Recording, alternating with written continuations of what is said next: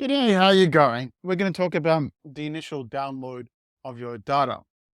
Now, once you've connected LinkedIn ads, what you want to do is then download your historical data. This means that you're basically not starting with your ads data from when you install MediaSync. You actually get to enjoy the benefit of the data from your ads from a year before you download it. So if you have some accounts, if you already have closed ones that you want to build reports upon to see if there's any ad spend on those, any engagement on those, if you want to take a look at the journeys of your top closed ones, if you want to look at your target accounts that you're currently running now, you don't have to wait from after you install. You can do this download where you can pull in historical data. You probably will only want to be using this feature once, and that's at its installation. Or if you switch to a different ad account, then you'll be running this again to get historical data from the new account.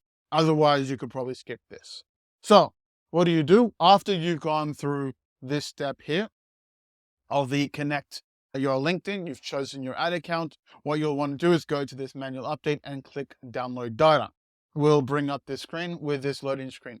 Now, the loading time will greatly depend upon how big your account is. If your account has 170 campaigns, 200 campaigns, 300 campaigns, it'll take a few minutes. If it has 1 or 2 campaigns, it will probably be under a minute. So a lot of the time will depend on how big your account is at this stage.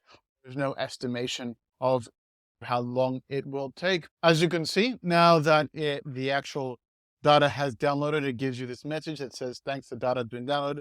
You can now close this window. And that is how you do your initial download.